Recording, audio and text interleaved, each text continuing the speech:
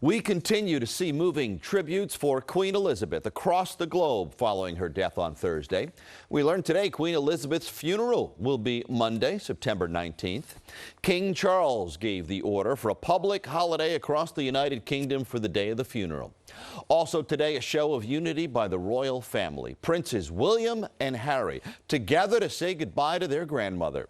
This is the first time Prince William and Prince Harry have been seen together in public since the Platinum Jubilee celebrations in June, where they had no interaction. This right here, a live look at Buckingham Palace, where mourners gathered to pay their respects. Eyewitness News anchor Shirlene Alicott leads our coverage with the latest from London. Joe, good evening from London.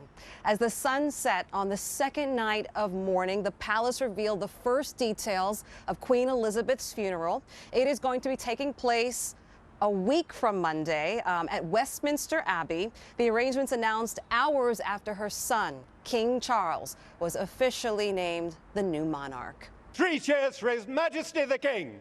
Hip, hip! Hooray! Hip, hip! Hooray! Hip, hip!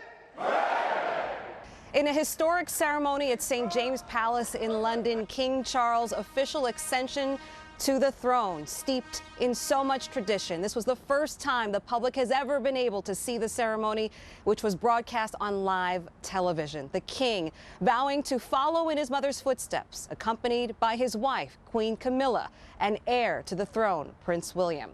Hours after the ceremony, a royal reunion of sorts, seen on camera. Brothers brought together by grief. Prince Harry and his wife Meghan, the Duchess of Sussex, Prince William and Princess Kate joined together at Windsor Castle to greet the crowds of mourners carrying flowers. Meanwhile, here in London, at Buckingham Palace, so many flowers from the throngs of people mourning Queen Elizabeth. Those flowers having to be removed to a nearby park. Our Nina Pineda was there. And good evening from the United Kingdom, where flowers by the truckload are being brought to this park across the street from Buckingham Palace because there's no more room on the gates. This as King Charles III officially ascended the throne to 3 cheers of hip hip hooray and shouts of God save the King. Whereas it has pleased Almighty God to call to His mercy. For centuries, it's been done exactly this way in the UK. The declaration of power over the realm transferring from the beloved late Queen to a new monarch, King Charles III, formally written into history at the palace ordered built by King Henry VIII and heard around the Commonwealth. My mother's reign was unequaled in its duration, its dedication, and its devotion. Even as we grieve, we give thanks for this most faithful life. What was it like to just witness this? This is something as Americans is so foreign to us. It's overwhelming, the respect, the thousands of people that are here like us. I think he's just been prepared for this for his whole life, and obviously he was very fond of his mum, he was very fond of the Queen. It's so exciting to be here in the midst of all of this with all these people. We weren't expecting it, and it's just, we're part of history in the making. The tradition and transition brought about this.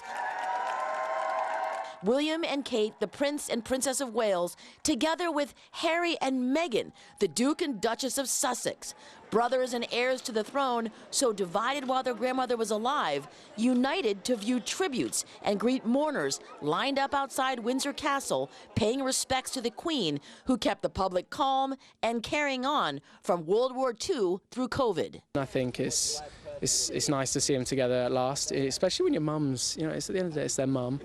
I think it's the right thing. And Queen Elizabeth was, as so many people expressed, they're constant in a rapidly changing world. She managed to modernize the royal family, yet at the same time maintain the stability that so many people found comforting. In London, outside Buckingham Palace, I'm Nina Pineda, Channel 7 Eyewitness News. Nina, thank you. We have a timeline now for the national period of mourning. Tomorrow, Queen Elizabeth's coffin will be carried from her castle in Balmoral, Scotland, and driven to Edinburgh, passing through towns so people can pay their respects.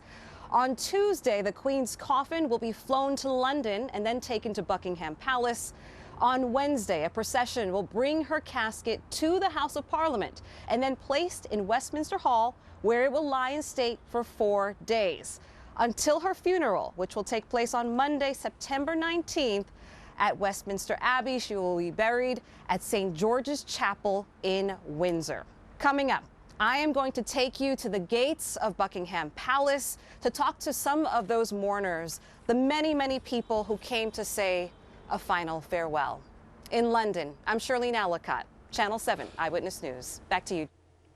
And stay with Eyewitness News, both on the air and online. For more reports from Shirlene and from Nina, we'll have full coverage on the national period of mourning leading up to the Queen's funeral.